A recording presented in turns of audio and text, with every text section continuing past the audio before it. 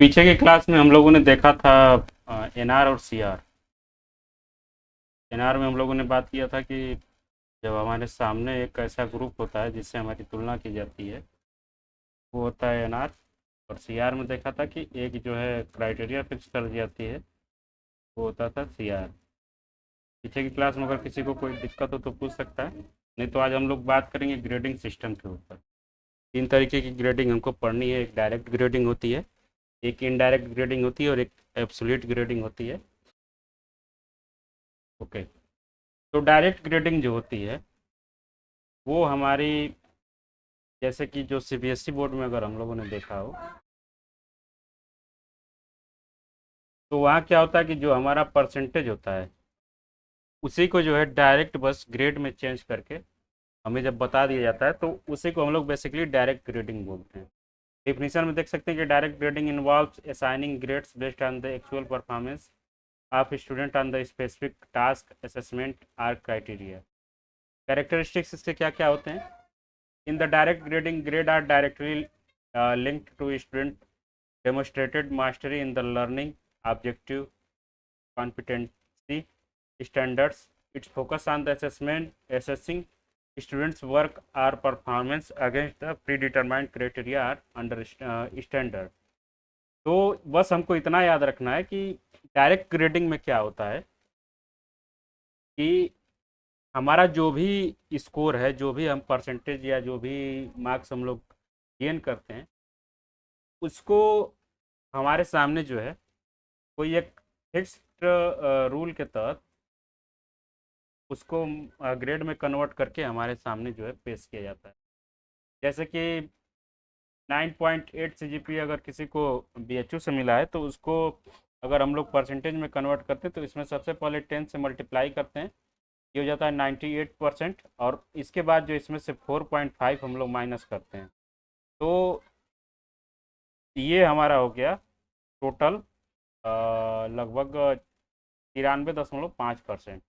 तो direct grading क्या होती है, बस हमको इतना याद रखना है कि जो भी हमारा मार्क्स है उसको जब हम लोग ग्रेड में कन्वर्ट करके हमको बताया जाता है तो वो डायरेक्ट ग्रेडिंग होती है।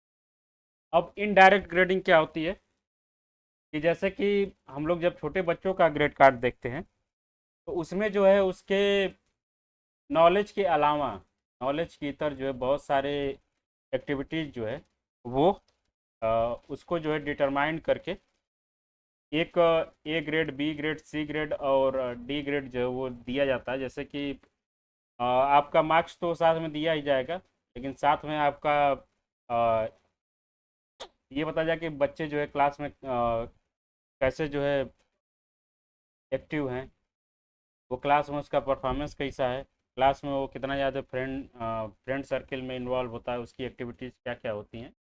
तो इनडायरेक्ट ग्रेडिंग में क्या होता है कि देख सकते हैं हम लोग कि indirect grading involves assigning grades based on the factor other than student direct performance assessment or task. इसमें जो है हमारे नॉलेज के अलावा बहुत सारी चीज़ों को जब हम लोग कंसीडर करके उसको जब हम लोग ग्रेड में कन्वर्ट करते हैं तो वो इनडायरेक्ट ग्रेडिंग होती है। खास करके अगर हम लोग देखें तो हम लोगों ने पीछे एक रूब्रिक्स के बारे में पढ़ा था, उसका यूज करके जो है इनडायरेक्ट ग्रेडिंग की जाती है। एग्जाम्पल में देख सकते हैं कि participation grades, effort grades, subjective assessment of the student behaviour और attitude in class are common example indirect grading. This factor may be not directly aligning academic performance but are considered in determined final grades. तो ये है indirect grading. इसके बाद next जब हम लोग पढ़ेंगे तो वो होता है एब्सोल्यूट ग्रेडिंग। अब ये सिस्टम कब लगता है कि जैसे कि अगर हम लोग देखें तो एक जो है प्री डिटरमाइंड क्राइटेरिया अक्सर हर जगह फॉलो होता है कि जो बच्चे 19 प्लस या 19 या 19 प्लस से ऊपर नंबर अगर पाते हैं तो उनको जो है बेसिकली एस ग्रेड दिया जाता है। जो बच्चे 80 से 80 या 80 प्लस नंबर पाते हैं उनको ए ग्रेड दिया जाता है। जो बच्चे जो है 70 या 70 प्लस नंबर पाते हैं उनको बी बी ग्रेड दिया जाता है। तो ये जो ग्रेड करने का तरीका होता है वो एक एब्सोल्यूट ग्रेडिंग होती है कि अगर हम इतने से इतने के बीच में अगर लाई करते हैं तो हमको ये ग्रेड दिया जाएगा। ये अगर तो डिफिनीशन में हम लोग देख सकते हैं कि absolute grading involve assigning grades based on the predetermined standard or criteria without reference to performance of other students. Characteristics इसका क्या है? In the absolute grading, students' grades are determined solely based on their individual performance against the established criteria or standard. It does not involve comparing students' performance to that of their peers. Example में हम देख सकते हैं कि 90 से 100 के बीच में A grade, 80 से 89 के बीच में बी ग्रेड, ये वाला जो व्यवस्था की जाती है वो एब्सोल्यूट ग्रेडिंग की बात की जाती है। तो ये 3 प्रकार की ग्रेडिंग सिस्टम हमको पढ़ना था। इसमें डायरेक्ट, इनडायरेक्ट और एब्सोल्यूट है। ये तीनों समझ में आया सबको या किसी में किसी को दिक्कत है? ओके। तो जो क्वेश्चन पूछा जाता है तो अगर किसी को नहीं समझ में आया बता सकता है। बस इतना याद रखना है कि डायरेक्ट ग्रेडिंग में क्या होता है कि परसेंटेज से जो है डायरेक्ट कन्वर्ट किया जाता है ग्रेड में, जैसा कि सीबीएसई में किया जाता है। इनडायरेक्ट ग्रेडिंग में जैसे कि छोटे बच्चों को जो है ग्रेड के अलावा बहुत सारी जो है उनकी पर्सनालिटी डेवलपमेंट के ऊपर जो बात की जाती है वो होता है एब्सोल्यूट ग्रेडिंग में। हमारा जो पीजी यूजी का जो रिजल्ट आता है, A grade, B grade, C grade, S grade, वो हमारा जो होता है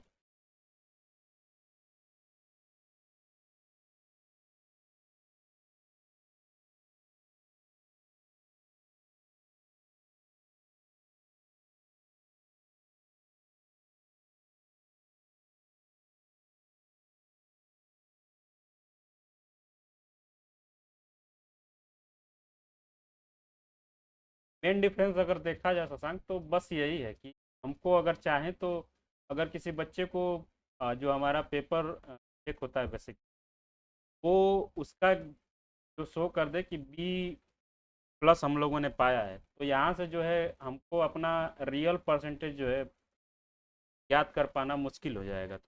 या 9 के बराबर है अगर हमको स्कोर ना बताया जाए। और डायरेक्ट ग्रेडिंग क्या होती है कि आपको जो हमारा जो फाइनल सेमेस्टर का जो ग्रेड मिलता है कि कितना सीजीपीए हमारा बना है, इससे हम क्या करेंगे कि अपना जो निकालना चाहें कि हमने कितना परसेंटेज नंबर पाया है तो वो हम लोग जान जाएंगे। एब्सोल्यूट ग्रेडिंग में ऐसा कुछ नहीं है। हम अपना, हमको बस एक प्री डिटरमाइंड क्राइटेरिया को फॉलो करना होगा कि 90 से 100 के बीच में अगर हम आ रहे हैं तो हमको ए ग्रेड मिलेगा। तो एक तरीके से बोला जाए तो दोनों में डिफरेंस बस यही है कि डायरेक्ट में हमको पता होता है कि हम कहाँ लाई, कितना हमारा एक्चुअल स्कोर है, और एब्सोल्यूट में हमको ये नहीं पता होता कि हमारा कितना एक्चुअल स्कोर। समझ में आया शशांक?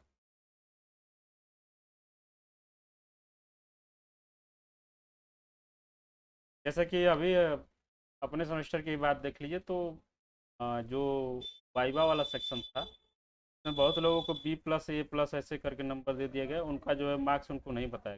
वो लोग अगर चाहें भी तो अपना जो है मार्क्स नहीं जान सकते हैं, क्योंकि उनको पता है कि हम 70-80 से जो है 90 के बीच कहीं लाई करते हैं, लेकिन वो एग्जैक्टली कहाँ लाई है, उनका स्कोर कितना है वो।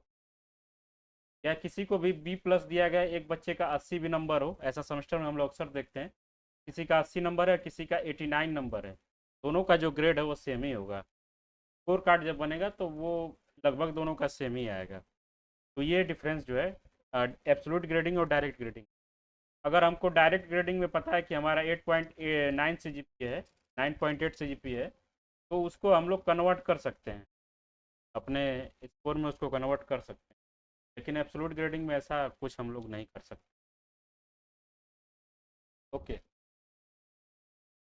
आगे हम लोग जब बढ़ेंगे तो हमको अब पढ़ना है various platform of teaching and learning. सबसे जो पहला है ऑनलाइन प्लेटफॉर्म, जो आजकल इससे क्वेश्चन भर भर के पूछता है कि ऑनलाइन प्लेटफॉर्म क्या होता है। दूर बैठ के हम लोग अपने टाइम के हिसाब से सारी चीज़ें कर लें।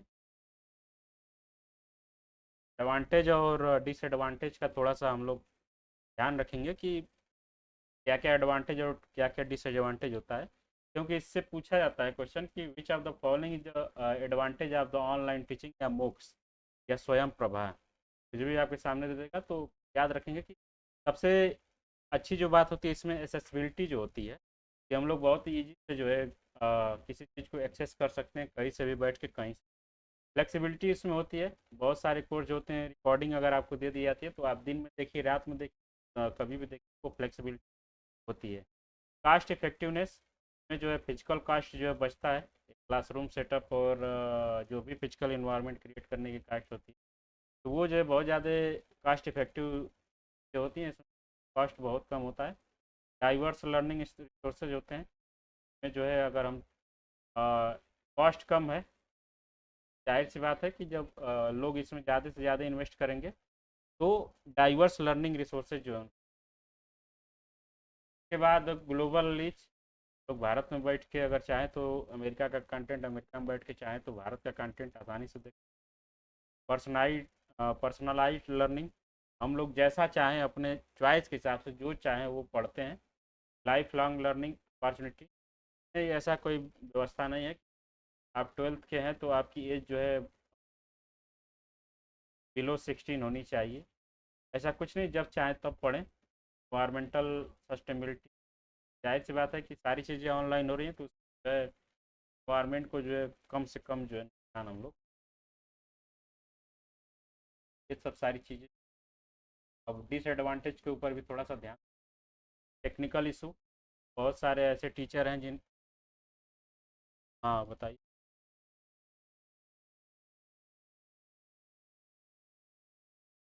गवर्नमेंट वाला अगर देखें तो, अगर एक चीज़ आप सोचिए थोड़ा सा कि मॉक के बारे में हम लोग, कि अगर आप मॉक जो है कहीं ऑफलाइन देते तो आपको पेपर जो यूज होता है वो कहीं ना कहीं पेड़ से ही बनते।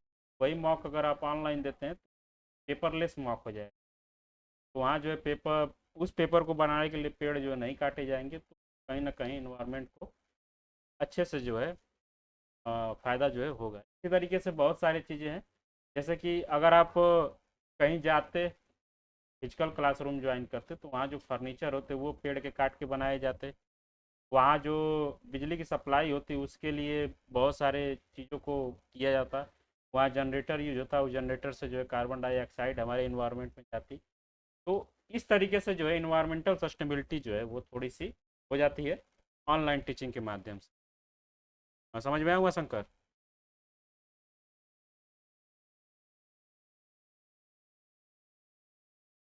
बताइए।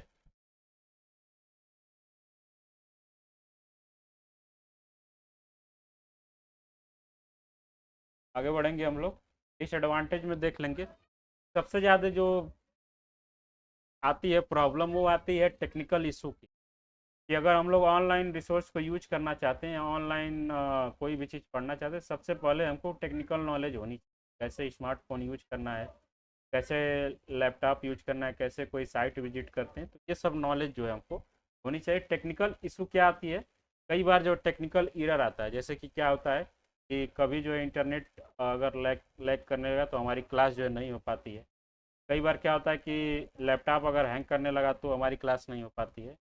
इस तरीके से डिसएडवांटेजमेंट जो है वो है technical issue. Digital divide, digital divide क्या है कि कई बार ऐसा होता है कि कुछ बच्चे ऐसे हैं जो बचपन से लेके अब तक जो है ऑनलाइन कोचिंग अगर करते हैं, तो कुछ बच्चे ऐसे हैं जो फिजिकली जो है कोचिंग अटेंड करते हैं, तो इनके बीच में बहुत ज़्यादा गैप आपको देखने को मिलेगा कि ये वाला जो बच्चा है वो अपने आप को डिजिटली जो है सेपरेट कर लेगा, और ये बच्चा जो है थोड़ा सा सोशल सोशल होगा। तो वो बात है कि not all students have equal access to technology and internet. सभी लोग जो है एक तरीके से टेक्नोलॉजी और इंटरनेट एक्सेस नहीं कर सकते, वही जो है थोड़ी सी बात हो जाएगी। Socio economic disparities can create a digital divide. को पता है कि सभी लोग जो है इंटरनेट नहीं एक्सेस कर सकते, सभी लोग टैब यूज, तो ये जो है डिजिटल डिवाइड हमको देखने को मिलती है। लैक ऑफ पर्सनल इंटरेक्शन, अब यही क्लास जो है अगर फिजिकल होती तो एक दूसरे को सभी लोग जानते पहचानते, एक दूसरे का प्रॉब्लम सॉल्व करते। लेकिन ये ऑनलाइन क्लास में जो है थोड़ी सी दिक्कत है कि एक दूसरे के बीच में जो है पर्सनल इंटरेक्शन नहीं हो पाता है। Difficulty in monitoring students, monitoring students कैसे दिक्कत कर रहा है, आप लोगों का मन हो रहा है तो क्लास ज्वाइन कर रहे हैं, मन नहीं हो रहा है तो क्लास छोड़ दे रहे हैं, तो मॉनिटर करने में थोड़ा सा दिक्कत होता है। जब चाहे क्लास छोड़ दें, जब चाहे जो माइक अनम्यूट करके बोल दें, तो ये जो है थोड़ा सा डिफ़िकल्टी होता है।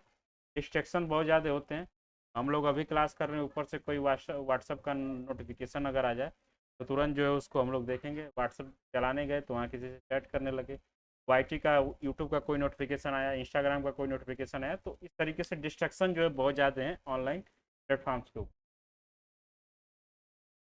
लिमिटेड हैंड्स ऑन लर्निंग, इसमें क्या है कि some subject such as laboratory based science, performing art में चैलेंजिंग टीच, मतलब कि जो ऐसे सब्जेक्ट हैं जिसको हम लोग केवल फिजिकली पढ़ सकते हैं। हालांकि अगर ऑनलाइन चाहें तो सिमुलेशन से उसको देख सकते हैं, लेकिन सिमुलेशन भी एक हद तक ही काम करता है। तो जो चीज़ें ऐसी हैं जैसे कि यहाँ दिया गया performing arts laboratory based science जो है वो हमारा ऑनलाइन बेहतर तरीके से नहीं पढ़ाया जा सकता। पोटेंशियल फॉर चीटिंग, आप लोग मॉक दें, गूगल करके वो कर लें तो जो है गुंजाइश अक्सर होती है। टीचर ट्रेनिंग एंड सपोर्ट, बहुत सारे ऐसे, अभी बिहार की एक मामला आप लोगों को पता होगा कि जो है बिहार गवर्नमेंट क्या कर रही है कि सारे टीचर जो हैं उनका एक सीबीटी टेस्ट ली हुई थी कि आपको जो है कंप्यूटर की बेसिक नॉलेज होनी चाहिए। तो जो लोग बहुत ज़्यादा एजेड हो गए हैं उनको जो है सही से माउस पकड़ने की जो है तरीका जो है नहीं मालूम था, वो टेक्नोलॉजी से थोड़े पीछे थे। इस तरीके से कि टीचर को जो है अभी जो अगर चाहें तो जो बेहतर तरीके के टीचर हैं हम लोग अभी देख सकते हैं कि जो अपने अपने फील्ड में बहुत ज़्यादा एक्सपीरियंस हैं, वो अगर चाहें कि हम लोग सारी चीज़ें ऑनलाइन करें तो उनको बहुत सारी दिक्कत जो है वो हो जाएगी। उनको ट्रेनिंग और सपोर्ट की जो है बहुत ज़्यादा जरूरत पड़ सकती है। उसके बाद सोशल एंड इमोशनल इम्पैक्ट, हम लोग फिजिकल क्लासरूम में जाते हैं तो हमारा बहुत सारे फ्रेंड सर्कल बनते हैं, हम लोग दूसरे से इमोशनली अटैच होते हैं, बहुत सोशल चीज़ों पे जो है काम करना शुरू करते हैं। ये सब की कमी जो है हमारी ऑनलाइन एग्जाम।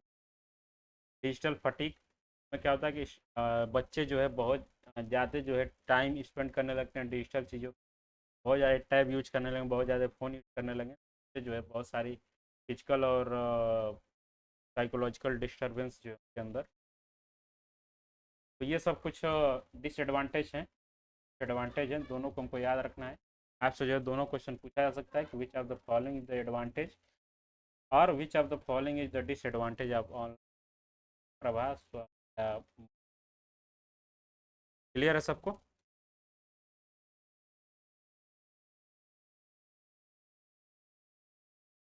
आगे बढ़ेंगे जब, तो हमको पढ़ना है मुक्स, मुक्स के बारे में। मुक्स का जो फुल फॉर्म होता है वो होता है मैसिव ओपन ऑनलाइन कोर्स। का क्या मतलब है कि एक साथ जो है हम लोग बहुत ज़्यादा लोगों को जब कोई कोर्स सर्व करने लगते हैं, बहुत ज़्यादा लोगों को कोर्स पढ़ाने लगते हैं, तो एक तरीके का मुक्स हो जाता है।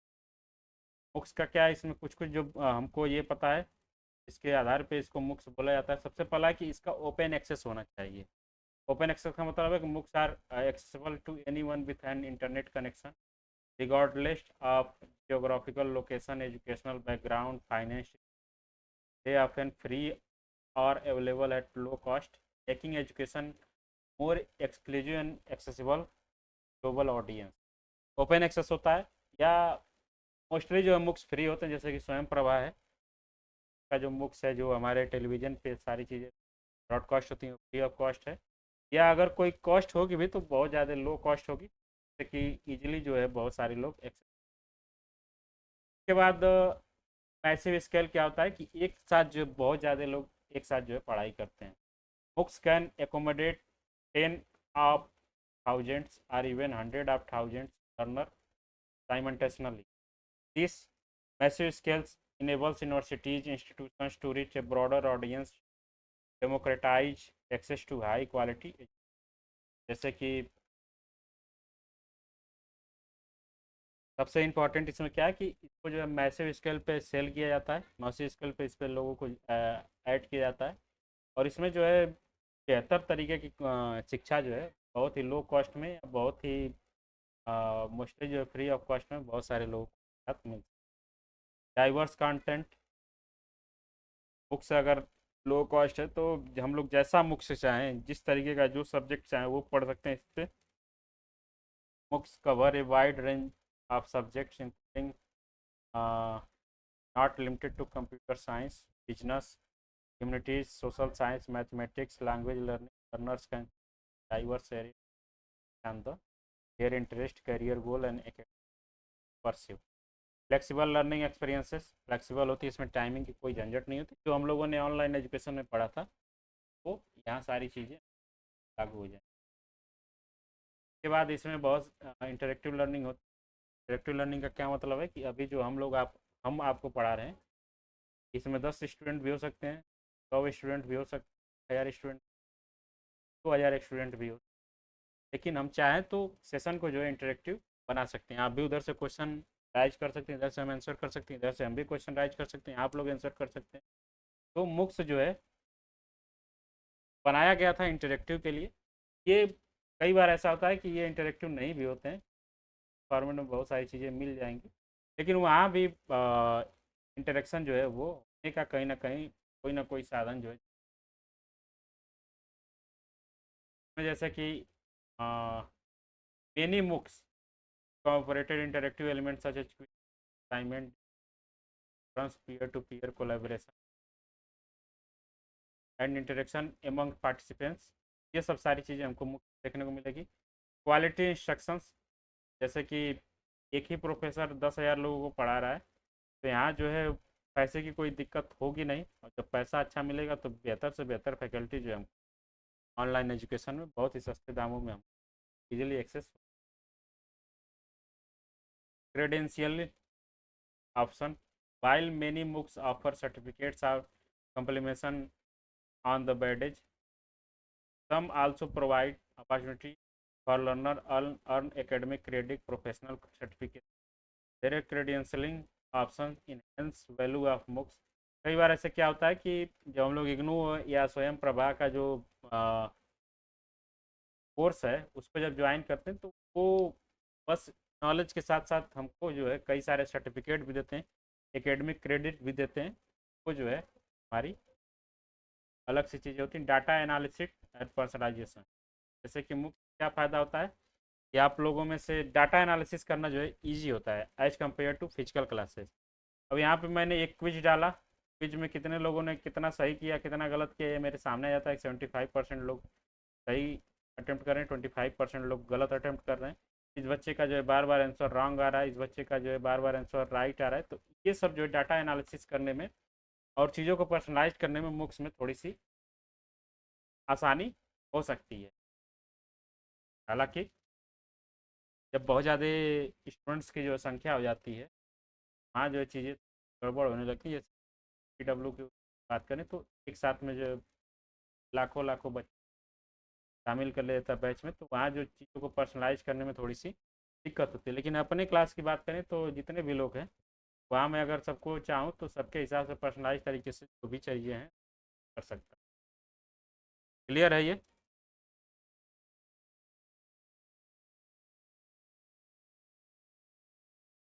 उसके बाद आगे जब बढ़ेंगे तो सम इम्पॉर्टेंट प्लेटफॉर्म्स हैं इंडिया का। GNU है, साक्षक है, बेसिक शिक्षा फॉर 11th एंड 12th है, विद्या वाहिनी for rural education IT integration है। अब इसमें क्या है कि को ये पता करना होगा कि कौन सी जो है ऑनलाइन प्लेटफॉर्म में किस तरीके की पढ़ाई जो है। जैसे कि की बात करें तो यहाँ जो बहुत सारे वेरियस कोर्सेस हमको देखने को और प्रोफेशनल टाइप के कोर्स जो है देखने को मिल सकते हैं। साक्षात फॉर ई कंटेंट है, एक प्रकार की ई कंटेंट वेबसाइट है जिसमें बहुत सारी बुक्स, बहुत सारे PDF, बहुत सारे फार्मूलेज, बहुत सारे जो है ऐसे नोट्स वगैरह इसको हम आसानी से मिल सकते हैं। CBSE का शिक्षा जो है वो 11th और 12th के बच्चों के लिए है। विद्या वाहिनी for rural IT integration, background जो पिछड़े वर्ग पिछड़ा रूरल एरियाज है तो IT टेक्नोलॉजी से जो है जोड़ने के लिए एक तरीके का ये rule. Education for research network, ERNET, EDUSET, education via satellite. इस तरीके से यहाँ पे कुछ को देखने को मिलेंगे, तो इसको हम लोग आगे देखेंगे कि किसका जो है क्या क्या जो है बेसिकली क्या फॉर्मेट होता है। कई बार हमसे ये पूछा जाएगा कि इम्पेट क्या होता है, यूजीसी का क्या काम है। तो इसको हम लोग खास करके हायर एजुकेशन में बहुत बेहतर तरीके से इन सारे चीज़ों को पढ़ेंगे कि कौन किसका जो है क्या रोल है। अभी फ़िलहाल हमको इतना जानना है कि ये सब एक तरीके की ऑनलाइन प्लेटफॉर्म्स हैं इंडिया के अंदर। यहाँ पे कुछ दिया गया है थोड़ा बहुत इसके बारे में लिखा गया था, तो एक बार पढ़िएगा आप लोग। इसके बाद आपको पता चल जाएगा कि क्या जो है क्या किस कॉलेज जो है। इसके बाद बात करते हैं स्वयं के बारे में। तो सबको पता होगा कि स्वयं जो है एक इंडिया गवर्नमेंट का एक ऐसा स्कीम के माध्यम से फ्री या बहुत ही लो कॉस्ट पे बहुत सारी ऐसे कोर्स प्रोवाइड कराए जाते हैं। देख सकते हैं स्वयं का सबसे पहले फुल फॉर्म याद रखेंगे हम, study webs of active learning for young expiring minds. ये क्वेश्चन कई बार पूछा गया, प्रीवियस ईयर देखेंगे तो आपसे स्वयं का फुल फॉर्म जो है वो पूछा जाएगा, तो ये फुल फॉर्म हम लोग नोट कर लेंगे। Study webs of active learning for young expiring minds is an initiative by Government of India aimed at providing open online courses to learners across the country।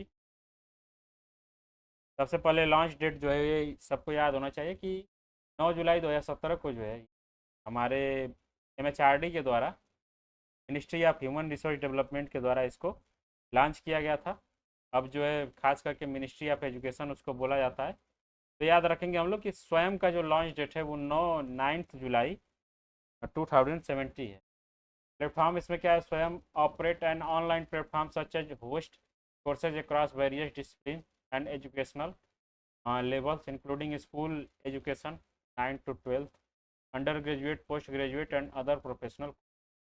अब आपको ये याद रखना है कि स्वयं प्रभा और स्वयं में थोड़ा सा डिफरेंस है। स्वयं प्रभा जो है एक स्वयं के अंदर एक छोटा सा इनिशिएटिव है, इसके माध्यम से हम लोग जो है free of cost video lectures जो है हमको देखने को मिलते हैं हमारे DTH पे या टीवी पे। वो स्वयं का एक छोटा सा हिस्सा है। स्वयं क्या करता है, ये बहुत सारे वेरियस कोर्सेज जो हमको प्रोवाइड कराता है।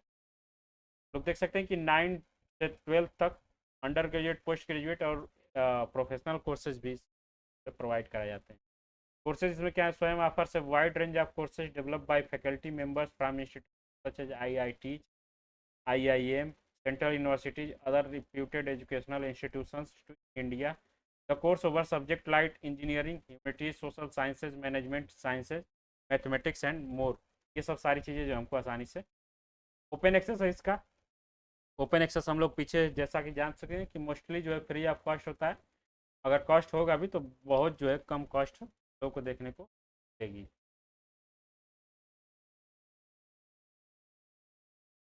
वही चीज़ यहाँ लिखा गया होगा। इंटरेक्टिव लर्निंग इसमें होती है, ये ऑनलाइन मुक्स एक है भारत का, वो जो इंटरेक्टिव लर्निंग होती है, सर्टिफिकेशन भी इसमें किया जाता है। अब जिस कोर्स में इन्वॉल्व होते हैं उसको कंप्लीट करने के बाद आपको सर्टिफिकेट भी दिया जाएगा। स्वयं प्रभा जो है इसका एक छोटा सा हिस्सा जो हम लोग आगे पढ़ेंगे। अभी जो है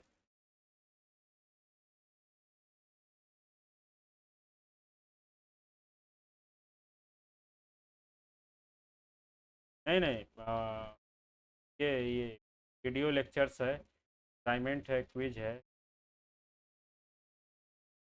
सारी चीज़ें आपको प्रोवाइड कराई जाएगी समय पे। आपके जो प्रोफेसर्स हैं या जो भी फैकल्टी में आपके गूगल माध्यम से, उनके माध्यम से आपसे मेल मिलाप जो करते रहे। तो इंटरेक्टिव लर्निंग जो है कहने का क्या मतलब है कि वीडियो लेक्चर आप, वैसे भी लेक्चर जो होता है वो हमारा उतना ज़्यादा इंटरेक्टिव नहीं होता जैसे कि हम लोगों ने पीछे पढ़ा है कि वो खास करके टीचर सेंटर्ड लर्निंग में जो है वो लेक्चर मेथड हम लोगों ने देखा था। इसके बाद जो असाइनमेंट आपको मिलेगा, जो क्विज कराए जाएंगे, जो आपके डिस्कशन फोरम होंगे, पीयर टू पीयर इंटरेक्शन जो होगा वो हमारा इंटरेक्टिव लर्निंग का एक हिस्सा होता है। तो ये भी हमारा स्वयं में दिया जाता है। अगर आप इग्नू से कोई कोर्स ज्वाइन करते हैं तो समय समय पे आपको वहाँ भी एग्जाम होंगे, समय समय पे आपको अपनी क्रिएटिविटी जो है वो जमा करनी होती है। तो ये सब सारी चीज़ें जो है वो इंटरेक्टिव लर्निंग का एक पार्ट माना जा सकता है, माना जाता है। क्लियर है उमाशंकर?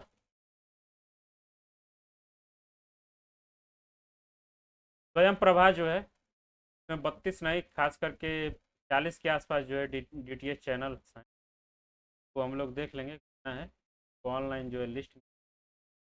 स्वयं प्रभा इसी का एक अगला हिस्सा है। Swayam Prabha, Swayam Prabha is initiative government of India aim to providing high quality education content learners across the country direct PTS इसके माध्यम से टेलीविजन ब्रॉडकास्टिंग। इसमें जो बेसिकली क्या पूछा जाता है, तो ये सीक्वेंस पूछा जाता है कि ये सब सारी बेसिक चीज़ें तुमको पता ही होनी चाहिए। ये ब्रॉडकास्टिंग करता है एजुकेशनल कंटेंट का, 24/7 ही चलता है। 24/7 एक क्लास अगर आप आज देख लिए, वही क्लास जो है दोबारा उसी पर रिपीट हो, वही क्लास जो है दोबारा रिपीट हो, वही क्लास जो है दोबारा रिपीट हो। 24/7 जो है सारी चीज़ें चलती रहती हैं। चैनल्स का थोड़ा हम लोग क्लियर कर लेंगे। कई लोग बोलते हैं 32 चैनल है, कई लोग बोलते हैं 40 चैनल है। खास करके 40 चैनल ही सही माना जाता है, तो इसका हम लोग थोड़ा सा क्लियर कर लेंगे। सब्जेक्ट कवर किए जाते हैं इसमें। मैथ के जो है अलग चैनल होता है, साइंस का जो अलग चैनल होता है। इस तरीके से अलग अलग सब्जेक्ट जो है अलग अलग चैनल के माध्यम से कवर किए। एक्सेसिबल टू ऑल है, फ्री ऑफ कॉस्ट है, जिसके घर में डीटा होगी आसानी से फ्री ऑफ कॉस्ट में कर सकते हैं। सप्लीमेंट्री लर्निंग भी इसमें किया कराया जाता है। The content broadcast on the Swayam Prabha channel serves a supplementary learning materials on for students involvement formal education program. It also catered to lifelong learners upgrade their skills. Supplementary learning का क्या है कि जो लोग उस क्लास में है वो तो उसको पढ़ ही सकते हैं, लेकिन उसके इतर भी जो चाहते हैं कि मैं इस क्लास की सारी चीज़ों को जानूँ, वो भी इसको देख के उसका जो फ़ायदा ले। सप्लीमेंट एडिशनल लर्निंग जो है complementary to Swayam online courses. अगर हम लोग कोई स्वयं ऑनलाइन कोर्स परचेज करते हैं या उसमें जो है इनरोल होते हैं, तो जो है जो के लेक्चर्स होंगे हमारे, वो हमारे स्वयं प्रभा के माध्यम से ही हमारे तक। while स्वयं Prabha focus on the delivering content through the television broadcasting, Swayam offers online courses delivers the internet. Together, these initiatives provide a comprehensive learning that leverage technology to enhance quality. Complementary to Swayam online courses का क्या मतलब है कि ये चीज़ें जो हमको स्वयं ऑनलाइन कोर्स के साथ भी हमें आसानी से मिल सकती हैं वाया इंटरनेट। अगर हम लोग फ्री ऑफ कॉस्ट चाहते हैं या DTH के माध्यम से चाहते हैं तो वो भी सुविधा है। ये सब जो वीडियो लेक्चर्स हैं वो हमारी स्वयं ऑनलाइन कोर्सेज के माध्यम से। कोलेबरेटिव एफर्ट्स इसमें क्या क्या है, इसमें बहुत सारी मिनिस्ट्रीज, बहुत सारे ऐसे IITs, बहुत सारे IIM जो एक साथ काम करते हैं, कोलेबरेटिव एफर्ट्स बोला जा सकता है। Swayam Prabha is the collaborative efforts involving multiple educational institution and government agency. Content is developed and rooted by subject matter experts from various institutions for high quality and relevance। कभी आप लोग स्वयं प्रभा के चैनल्स को देखिएगा, उस पर जो भी एजुकेटर्स होते हैं हाईली जो होते हैं, बहुत मतलब अच्छे क्वालिटी के सब सारी चीज़ें प्रभावित। अब बात करते हैं कि ये सबसे इम्पोर्टेंट फेज है इसका स्वयं प्रभा के बारे में, कि हमसे अगर पूछा जाए कि हमसे चैनल नंबर पूछा जाता है, उसका जो है क्या कंटेंट है वो हमसे पूछा जाता है कि उसमें किस तरीके का कंटेंट जो पढ़ाया जाता है। तो याद करने का बेसिकली एक बेसिक सा तरीका मैंने बताया था कि बच्चा जब छोटा होता है तो सबसे बेसिक चीज़ होती है प्राइमरी एजुकेशन। थोड़ा सा बड़ा होगा तो सेकंड नंबर पे हमारा आएगा अपर प्राइमरी एजुकेशन, थर्ड पे हमारा सेकेंडरी स्कूल एजुकेशन, फोर्थ पे higher secondary school education, fifth पे अंडर ग्रेजुएट प्रोग्राम, सिक्स पे पोस्ट ग्रेजुएट प्रोग्राम। अब यहाँ जो है एक हम लोग देख रहे हैं कि एक सीक्वेंस जो हमारा फॉलो हो गया 1 से लेकर 6 तक। पहले पे प्राइमरी एजुकेशन, सेकंड पे जो अपर प्राइमरी, एक अगर हम लोग देखें तो बच्चे की बढ़ते हुए तरीके से हम लोग देख सकते हैं 1 से 6 तक। अब इसके बाद देखते हैं कि सबसे बेसिक नीड हमारी होती है एग्रीकल्चर, वो पढ़ाई जाएगी। एग्रीकल्चर के बाद आती है इंजीनियरिंग एंड टेक्नोलॉजी, वो पढ़ाई जाएगी। उसके बाद हमारी आती है ह्यूमैनिटीज एंड सोशल साइंस, वो पढ़ाई जाएगी। उसके बाद आता है कॉमर्स, उसके बाद साइंस, साइंस के बाद आता है लॉ, लॉ के बाद आता है मैनेजमेंट के बाद मेडिसिन साइंस, एग्रीकल्चर। तो इसको हम लोग इस तरीके से याद कर सकते हैं एक न्यूमेरिक्स के फॉर्म में कि जो ज़्यादा ज़रूरी है वो ज़्यादा पहले पढ़ाया जाएगा। लेकिन इसके जो हमको याद करने होंगे लगभग जो इम्पोर्टेंट है उसको तो याद करना ही होगा। कई बार आपको क्वेश्चन देखने को मिलेगा कि for the humanities and social science which of the following channel on the Swayam Prabha is correct, ये याद करना होगा। एक कल्चर एजुकेशन आपको याद करना होगा, लॉ साइंस कॉमर्स याद करना, ये सब आपको देखना होगा कि कौन से चैनल पे क्या चीज़ की पढ़ाई जो है वो कराई जाती है। क्लियर है सबको?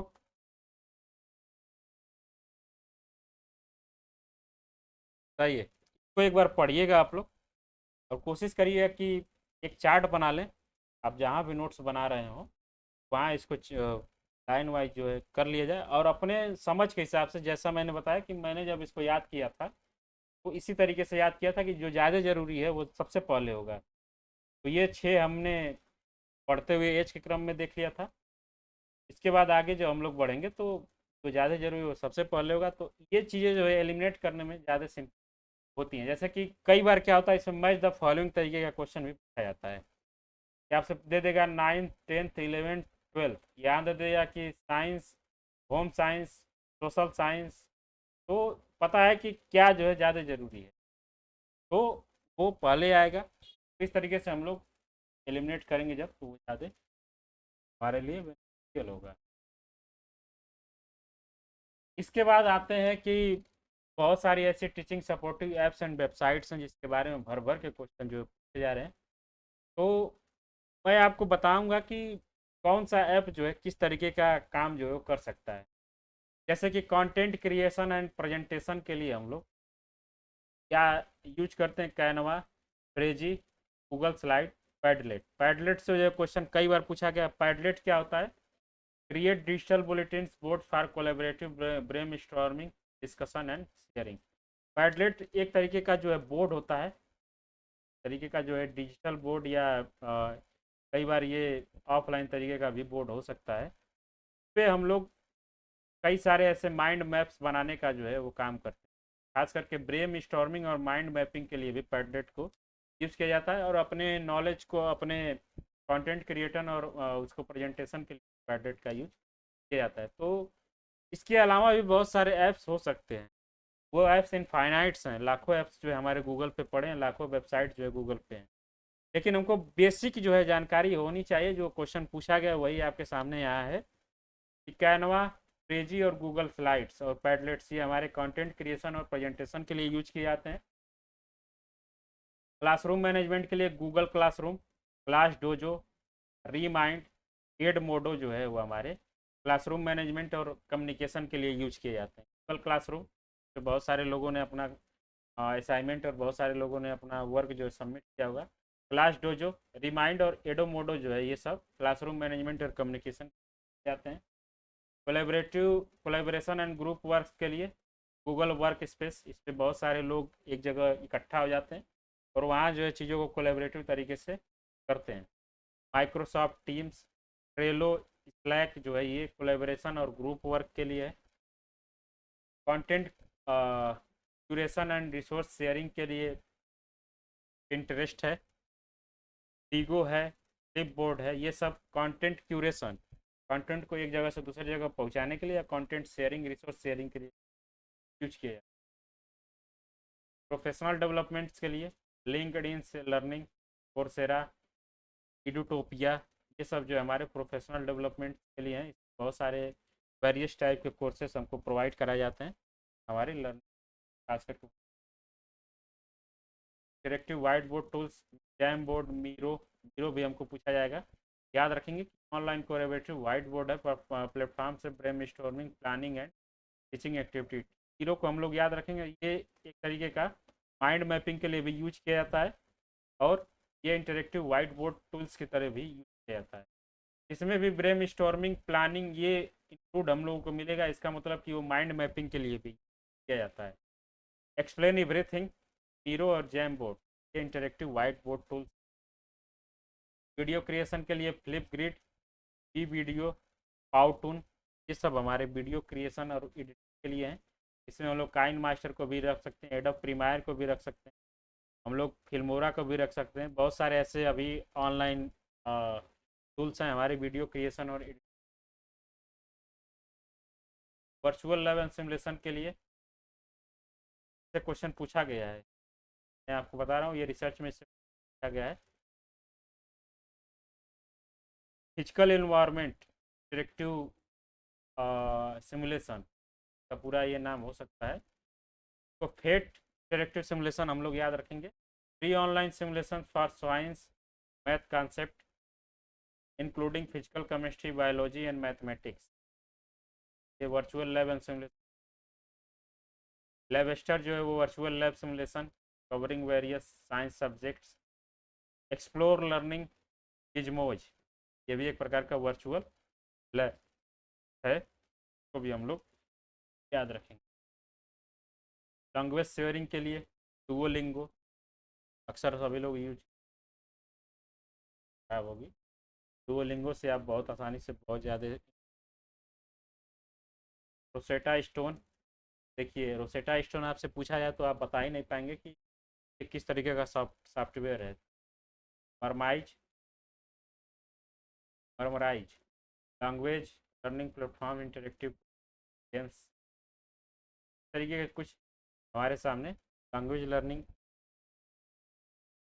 कोडिंग कंप्यूटर साइंस के लिए code.org, क्रैच, कोड एकेडमी जो है कोडिंग और कंप्यूटर साइंस के लिए यूज किया जाता है। ये बेसिकली हमारे काम का नहीं है। जितनी भी माइंड मैपिंग ऐप्स हैं और वाइट बोर्ड टूल्स थे, प्रेजेंटेशन शेयरिंग वीडियो एडिटिंग वाले ऐप्स थे, सारे ऐप थे। स्पेशल एजुकेशन डिफ्रेंसिएशन के लिए एजुकेशन क्या है, read and right, board maker, book share, ये कुछ स्पेशल हैं जो हमारे टीचिंग लर्निंग प्रोसेस को और ज़्यादा इंटरेक्टिव और बहुत ज़्यादा इंटरेक्टिव।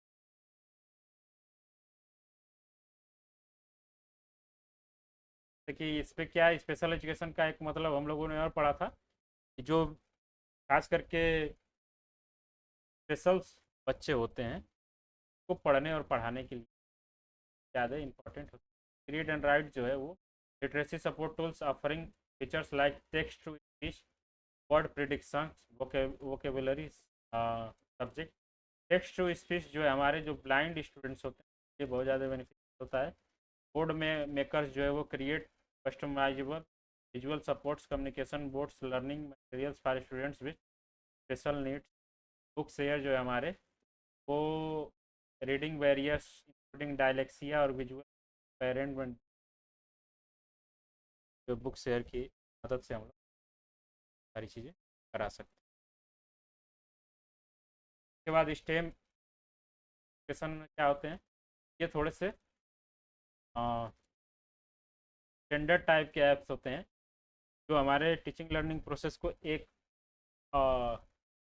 हाईएस्ट लेवल तक ले जा सकते हैं। जैसे कि Tinkercad, free online 3D design modelling tool, getting prototypes and learning guide, computer aided design होते हैं। NASA STEM management, National Geographic, ये सब जो हमारे स्टेम एजुकेशन है जो हमारे बियॉन्ड द लिमिट ले जाने की कोशिश करते हैं हमारे टीचिंग और लर्निंग एक्सपीरियंस। ओके, ये हमारा जो है टॉपिक था, लगभग सारी चीज़ें कवर हो चुकी हैं। एक चीज़ जो हम लोगों ने छोड़ दी थी वो है बिहेवियरिज्म। जब हम लोग फिलॉसफी पढ़ रहे थे तो एक फिलॉसफी है बिहेवियरिज्म की, व्यवहारवाद। व्यवहारवाद क्या होता है, ये जो फिलोसफर हैं का ये मानना है कि psychological theory that focus on the observable behaviour rather than the internal state. हमारे मानसिक, हमारे दिमाग में कितनी नॉलेज है इस पे ये लोग फोकस नहीं करते हैं। ये खास तरीके के स्टिमुलस पे हम लोग क्या रिस्पॉन्स करते हैं, इस तरीके की ऑब्जर्वेशन को करके ये मानते हैं कि हम इस तरीके से किसी अच्छे से जब जज कर सकते हैं। जैसे कि ये माना गया कि this approach suggest that the all behaviours are learn through the interaction with the environment without considering inner mental process such as thoughts, feelings, and belief. Behaviorism emerged as a dominant school of thought in the early 20th century, led by psychologists such as Ivan Pavlov, John V. Watson, and B.F. Skinner. ये खास करके 20th century का है, modern सबसे ज़्यादा philosophy है। इसमें ये माना जा रहा है कि कोई चीज़ हमारी जो है वो जिम्मेदार नहीं होती, ना भगवान जिम्मेदार है, ना हमारी प्रकृति जिम्मेदार है। हमारी बिहेवियर जो है हमारे एजुकेशनल गेन के लिए सबसे ज़्यादा जिम्मेदार ये लोग मानते हैं। इंटरेक्शन विद द इन्वायरमेंट, अब इसका कुछ एग्जांपल हम लोग देखेंगे। इसके बिहेवियरिज्म में जो लोग मानते हैं उनका जो है कि स्टिमुलस और रिस्पॉन्स पे जो बहुत ज़्यादा फेमस फोकस करते हैं। स्टिमुलस और रिस्पॉन्स क्या होता है, जैसा कि हम लोग बता कि हम आपको एक ऐसा कोई कंडीशन दे, उस पर आप ऑटोमेटिक जब रिस्पॉन्स करेंगे वो स्टिमुलस होता है, और रिस्पॉन्स आप करेंगे वो रिस्पॉन्स है। जैसे कि behaviourism emphasise the relationship between environmental stimuli observable responses according to behaviourist. Behaviour is the reaction to external stimuli. जैसे कि बात करें कि मैं अभी जो है माचिस का तीली लेके आपको जलाने की कोशिश करें, तो ये मेरा स्टिमुलस है। आप इस पर क्या रिस्पॉन्स करेंगे, आप हाथ अपना पीछे खींच लेंगे, अगर जल गए तो एक थप्पड़ हमें लगा देंगे, ये हम आपका रिस्पॉन्स है। तो किसी खास तरीके के स्टिमुलस पे हम लोग क्या रिस्पॉन्स करते हैं, इसका फोकस जो जो करते हैं हमारे बिहेवियरिज्म के जो फिलोसफर्स हैं वो करते हैं। इसके बाद ये लोग बात करते हैं कंडीशनिंग के ऊपर। कंडीशनिंग जो है वो ये बोलते हैं कि अगर किसी पर्सन या किसी जीव जंतु किसी भी चीज़ को अगर हम लोग लिविंग ऑर्गेनिज्म को एक खास तरीके की कंडीशनिंग लगातार बार बार करते रहें, वो जो है रिस्पांस जो है वो कई बार वो ऑटोमेटिक जो जनरेट हो जाएगा। जैसे कि एग्जांपल यहाँ पे एक क्लासिकल कंडीशनिंग का दिए हैं। कंडीशनिंग भी दो तरीके के। क्लासिकल कंडीशनिंग का क्या मतलब है कि जब हम किसी को कंडीशन दें और वो उसका जो रिस्पांस है उसके ऊपर उसका बस ना चले, अनैच्छिक हो, तो वो क्लासिकल कंडीशनिंग होती है। जैसे कि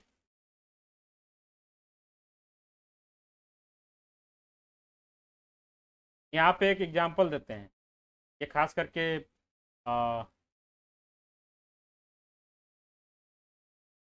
जो पैवलोव हैं उनका एक यहाँ पे एग्जांपल है। खास करके इसको पैवलोव का कुत्ता वाला एग्जांपल हम लोग याद रखेंगे। इवान पैवलोव जो है conducted famous experiment with the dog where he paired and presentation of foods unconditioned stimulus with the ringing of the bell. Over the time, the dog learns to associate the bell with the food and began salivating at the sound of the bell in the absence of food. ये क्या है कि ये Pavlov जो है कुत्ते के साथ अपना ये प्रयोग करते हैं कि एक घंटी बजाते हैं, उसके बाद जो है कुत्ते को खाना खिलाते हैं। कुछ दिन जब ये करते हैं उसके बाद कई बार क्या होता है कि वो बस घंटी बजाते थे, सामने कुत्ता के सामने जो है खाना नहीं होता है, फिर भी उसके मुंह से जो है सलाइवा जनरेट होने लगता है। तो ये एक क्लासिकल कंडीशनिंग। ईयर कंडीशनिंग इसी का एक सेकेंड एग्जाम्पल है। Imagine a child who afraid of dog. If the child was once bitten by a dog conditional stimulus, they may develop a fear response to dog. Later, if he hear a dog barking just before encounter a dog, they may begin associated the sound barking with fear, leading to fear of the sound of barking. तो यहाँ बोला जा रहा है कि किसी को अगर एक बार कुत्ता काट लेता है तो कई बार क्या होता है कि उसके मन में कुत्ते का भय बैठ जाता है। कहीं भी कुत्ता अगर भौंकना शुरू करता है तो वो जो है उसके अंदर जो है फियर जो है वो फिर से आने लगता है। तो ये जो है क्लासिकल कंडीशनिंग की जिम्मेदारी है। उसके बाद ऑपरेंट कंडीशनिंग जो होती है वो हमारी ऐच्छिक होती है। वो हमारे ऊपर होता है कि अगर हमें कोई ऐसा कंडीशन दे रहा है तो उसके ऊपर हमको बिहेव करना है या नहीं करना है। ये क्या है, B.F. स्किनर के द्वारा ये ऑपरेंट कंडीशनिंग जो है वो किया गया था। How behaviour is strengthened or weakened by the consequence. जैसे कि स्किनर का बॉक्स है, ये इसका एक्सपेरिमेंट है कि B F Skinner study operant conditioning specially designed chamber inner box with a lever और bottom that an animals could press and receive a reward of avoid a punishment like electric shock. Animal learns to perform behavior that result in desired consequence due to the performance. अब जैसे कि हम लोगों ने देखा है कि ये खास करके ये वाला जो भी स्किनर्स बॉक्स है, ये जब हम लोग पेट वगैरह को जब ट्रेन करते हैं तो उनके सामने एक बॉक्स रखा जाता है। दो बॉक्स होते हैं, एक में जो है बिस्किट होती है, एक में जो है इलेक्ट्रिक शॉक होती है। उनको वो सिखाया जाता है कि तुमको ये वाला प्रेस करना है, तो 3 बार ये प्रेस करेंगे, उसके बाद ये प्रेस करेंगे, तो वो जो है जानेंगे कि मैं कई बार उनको जब दिखा दिया जाएगा तो उनके ऊपर होगा कि उनको कौन सा जो है बॉक्स जो है प्रेस करना है। एक मैं प्रेस करूँगा तो मुझे बिस्किट मिलेगा, एक मैं प्रेस करूँगा तो वो जो है वहाँ मुझे इलेक्ट्रिक शॉक मिलेगा। तो वो जाहिर सी बात है कि वही बॉक्स जो है हमेशा चूज करेंगे जिसमें उनको फ़ायदा होगा। तो ये जो है बॉक्स को चूज करने का जो जिम्मेदारी है वो हमारे ऊपर है कि हम दोनों में से कौन से बॉक्स को चूज करते हैं। अगर हम चाहें तो दोनों में से किसी बॉक्स को ना चूज करें, ये हमारे इच्छाओं के ऊपर है, यहाँ पे हम इसको नियंत्रित कर सकते हैं। खास करके ये ट्रेनिंग पेट वगैरह जो है कि कुत्ते को जो है बिस्किट दिखाएं, उसके बाद उसको बताएं कि जाओ तुम ये करो, तो वो कर देता है, उसके बाद वो दे दें। तो ये हमारा ऑपरेंट कंडीशनिंग है और ये हमारा क्लासिकल कंडीशनिंग था, और ये हमारे पूरी जो है टॉपिक थी वो बिहेवियरिज्म के ऊपर। क्लियर है?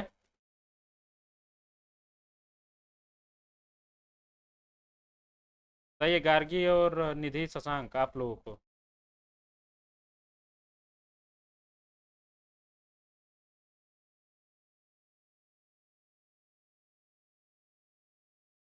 के बाद कुछ है कि ऑपरेंट कंडीशनिंग के बाद भी बहुत सारी चीज़ें होती हैं, रीइंफॉर्मेंस एंड पनिशमेंट। कई बार चीज़ों को दोहराने के बाद जो उसकी आदत हमको पड़ जाती है। पॉजिटिव रीइंफॉर्मेंस क्या होता है? एडिंग ए डिजायरेबल से to increase that likelihood will be. Negative reinforcement होती है, जैसे कि हम लोगों ने पॉजिटिव ट्रांसफर और नेगेटिव ट्रांसफर भी पढ़ा था। तो रिमूविंग एन एब्सर्विटी to increase that likelihood behaviour being repeated. Negative reinforcement का क्या मतलब है? कई बार क्या होता है कि बहुत सारे पेट ऐसे होते हैं कि जो बाइट करने की आदत सीख, किसी को भी वो कभी भी काट सकते हैं। तो कई बार वो उनको दिखाया जाता है कि लो इसको काटो, जब वो काटते हैं तो उनको जो है 2 चप्पड़ दिया जाता है। तो वो क्या है? पनिशमेंट का एक हिस्सा, लेकिन वो निगेटिव रीइंफॉर्मेंस है। उनको दिखाएगा कि जब मैं किसी को बाइट करूंगा तो मुझे मार पड़ेगी। तो ये भी क्या है? हमारे डिजायर जो है बिहेवियर में वो सेव करता है। ये निगेटिव इन्फॉर्मेंस है कि हम किसी आदत को छुड़ाना चाहते हैं। पॉजिटिव इन्फॉर्मेंस का क्या मतलब है? कि हम किसी आदत को और ज़्यादा बढ़ाना चाहते हैं। पनिशमेंट भी इसी का एक हिस्सा होता है। पनिशमेंट या रिवार्ड से जो हम लोग चीज़ों को रेगुलेट कर सकते हैं। आज ऑब्जर्वेबल बिहेवियर, इसमें एक हमको थोड़ा सा ध्यान देना है कि behaviourism emphasize the importance of studying observable behavior that can be objectively measured and verified. Internal mental stress such as emotions, thought and desires, ये सब हमारे ऑब्जर्वेबल बिहेवियर नहीं होते, तो इनको हम इस फिलासफी के दौरान जो है नहीं। इन्वायरमेंटल डिटर्मिनिज्म, ये फिजिक्स का जियोग्राफी का एक बहुत ही बेहतरीन एक वो है। Theorists believe that the behavior is determined by external factor in the environmental rather than internal cognitive. Learning occurs when the interaction with the environment and through conditioned process. अब खास करके बात है कि इन्वायरमेंटल डिटर्मिनिज्म जो geography, human geography जो आप लोगों ने कभी पढ़ा हो, उसमें डिटर्मिनिज्म एक वर्ड है। तो कई बार क्या होता है कि हमारा जो इन्वायरमेंट है वो हमको कोई चीज़ सीखने के लिए विवश कर देता है। कैसे? कड़ाके की ठंडी पड़ी, इन्वायरमेंट ने हमको सिखा दिया कि हमको गर्म कपड़े पहनने की ज़रूरत है। कई बार क्या है कि खूब जो है गर्मी पड़ी, इन्वायरमेंट में हमको सिखा दिया कि हमको जो है ठंडी जगह पे जाने की ज़रूरत है। कई बार जो है बहुत ज़्यादा बारिश पड़ी तो इन्वायरमेंट ने हमको सिखा दिया कि हमको जो है नाव बनाने की ज़रूरत है, जो अम्ब्रेला है उसको बनाने की ज़रूरत है। तो इन्वायरमेंटल डिटर्मिज्म जो बिहेवियरिज्म के फॉलोअर है उनका मानना है कि इन्वायरमेंटल डिटर्मिज्म के दौरान जो है हमारा बिहेवियर सेव करने का जो सबसे ज़्यादा इम्पॉर्टेंट रोल जो प्ले करता है वो इन्वायरमेंट भी प्ले करता है। इतने तो ये सब देखने थे। क्रिटिक इसका है कि क्रिटिक में हम लोग याद रखेंगे कि ये उन्हीं चीज़ों पे लागू हो सकता है जो हम अपने आंखों से देख सकते हैं। कॉग्निटिव डोमेन की चीज़ों को ये जो है बिल्कुल ये निगलेक्ट कर देते हैं। तो ये सब सारी चीज़ें हम लोग, तो ये था हमारा टीचिंग एप्टीट्यूड, लगभग जो है हो चुका है।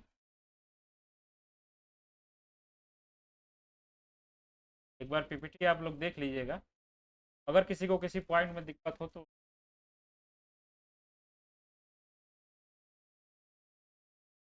पीपीटी